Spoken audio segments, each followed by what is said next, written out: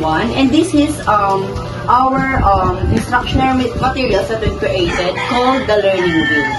So as you can see, it looks like a Ferris wheel or kind of like a wheel. So first, let me talk about what inspired us to make this kind of instructional materials. So as we all know, Ferris wheel is very trending or very kilala ng mga Pilipino or ng mga tao sa carnival na makikita or sa mga pera. So it inspired us because it makes people happy and it makes some unique feelings behind this.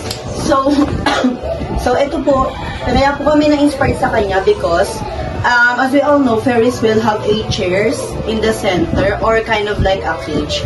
So in our instructional materials is parang pinalitan namin yung chairs na yon sa Ferris wheel and nilagyan namin siya ng mga additional na mga visual aid for it to become an instructional materials.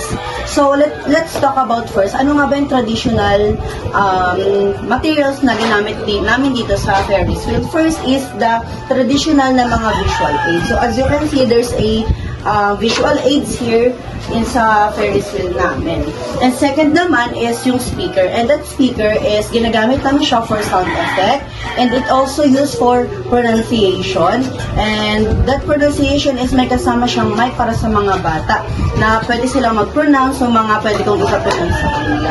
And itong box na nakikita niyo po here, ayan po, dito po yung lagayan ng speaker na. Yan.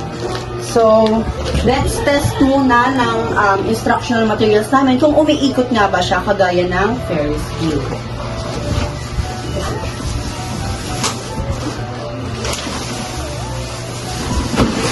Yan. So, as you can see, umiikot siya kagaya ng Ferris wheel. And then now, let's talk about naman ano yung mga micro skills or macro skills pala. Macro skills na pwedeng magamit ng mga bata sa instructional materials na to. First is viewing. So as we all know, viewing is yung pagtingin ng mga bata sa mga instructional materials, and it can makes yung mga bata na matuto ng maayos. Second is the reading. So, sa pamamagitan nitong instructional materials na to, may mga nakalagay dito na mga stories, na mga definitions, na pwedeng basahin ng mga bata upang mas matutunan pa nila yung lesson or topic namin dito sa instructional materials namin, which is the Ferris wheel.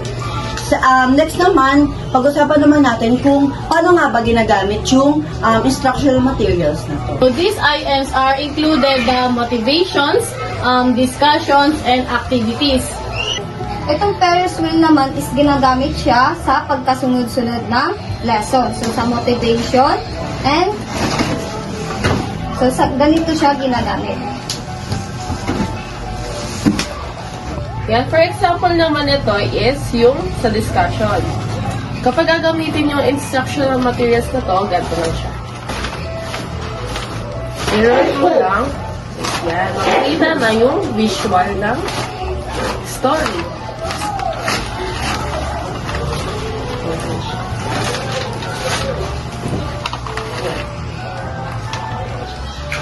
So lastly, dito naman, which is, meron kaming dito, diba? Nagayan siya ng speaker. Dito yung parang meron, diba? Hindi lang siya basta traditional. Meron din siyang integration ng technology, which is yung sa speaker na. Nagagamit agad siya namin sa motivation, which is yung cheering na nagaganap. May mga sound siya na nandiyan. Also, meron din dito sa all the topic namin na may mga words na pwedeng gamitin ng bata yung speaker na lapel. Doon sila magsalita doon. Yung lapel na yun, meron siyang mic. Tapos doon magsasalita yung mga bata sa mga word na bago nilang matututunan. Ipapronounce nila yon sa paggamit ng speaker. Dito sila pumunta sila sa harapan, tapos kukuhain nila yung mic at magsasalita sila. For example, ganito gamitin ng mic. Meron kaming hinandang mga words na example, character. Babanggitin ng bata yung word na character dito sa harapan gamit tong mic na to. Using this mic, mababanggit nila yung mga word na sasabihin namin, and during this, matututunan nila kung paano bigkasin yung word sa paggamit lang ng mic na to, which is example. Sinabi na, settings. Sasabihin yung bata dito sa harapan, settings. Ganun siya. So for another example, meron pa kaming inihanda, which is the speaker din, meron pa kaming mga, hindi lang siya pronunciation, hindi lang siya about dun sa mga music na nagamitan. Meron din kaming background for the students to feel our lesson. Ito yung mga background music, para mas dalong engaging para sa mga student. Example. Ayan. Yung mga ganyan, para mas lalong ma-excite ang mga bata, hindi lang sila maboboard. Siyempre, meron kaming fun and exciting experience na matututunan ng mga bata.